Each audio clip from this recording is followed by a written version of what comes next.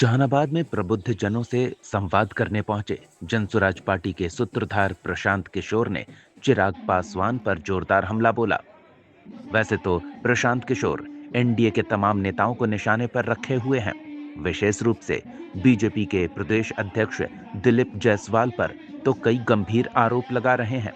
Medical college पर कब्जा करने से लेकर हत्या तक का आरोप दिलीप जायसवाल पर प्रशांत किशोर लगा रहे हैं और इससे संबंधित जवाब तलब कर रहे हैं। तो दूसरी ओर बिहार फर्स्ट बिहारी फर्स्ट का नारा देने वाले चिराग पासवान, जो केंद्र में मंत्री हैं, उन्होंने बिहार का अब तक क्या भला किया, इससे जुड़ा सवाल खड़ा कर दिया है। चिराग पासवान पर जुबानी हमला करते हुए प्रशांत किशोर ने कहा कि खुद केंद्र में मंत्री हैं और उनकी पार्टी के 5 सांसद हैं, बावजूद इसके उन्होंने बिहार के लिए कुछ भी नहीं किया। मारवाड़ी धर्मशाला में प्रबुद्ध लोगों के साथ संवाद करते हुए प्रशांत किशोर ने एक सवाल के जवाब में कहा कि आरएसएस चीफ मोहन भागवत ने 75 वर्ष में राजनेताओं के रिटायर हो जाने की बात सिर्फ देश के लोगों को दिग्भ्रमित करने के लिए कहा है। अगर ऐसा कुछ संभव होता तो चुनाव के समय ही उन्हें घोषणा कर देनी चाहिए थी। अब जब जनता ने चुनकर मोदी जी को गद्दी पर बिठा दिया है तो भागवत जी के कहने के बावजूद वो उस पद को नहीं छोड़ेंगे।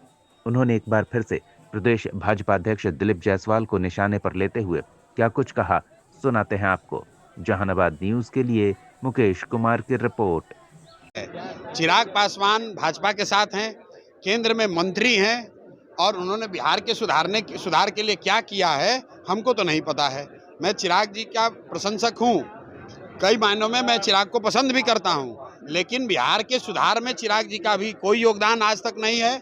उनके मन में क्या है मैं नहीं जानता हूं, लेकिन मैं इतना ये जरूर जानता हूं कि आज वो भाजपा के साथ हैं, केंद्र में मंत्री हैं और केंद्र में मंत्री रहते हुए 5 सांसदों के होने के बावजूद बिहार की स्थिति को सुधारने में उनका अभी कोई योगदान नहीं है। आप लोग पत्रकारिता करते हैं, आज तक ऐसा हुआ कि किसी नेता पर कोई आरोप लगा हो?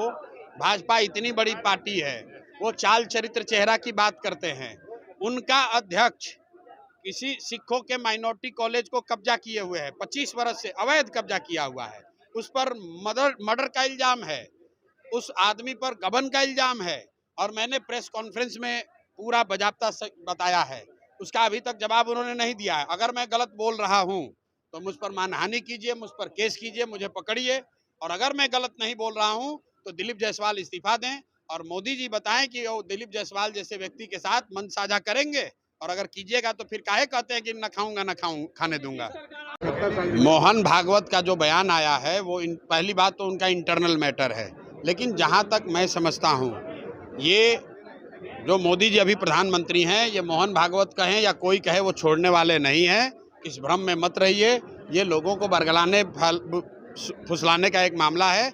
अगर 75 साल के बाद जैसे दूसरे लोगों को हटाया गया, वैसे मोदी जी को भी अगर हटना होता तो चुनाव के समय में ही कह देते।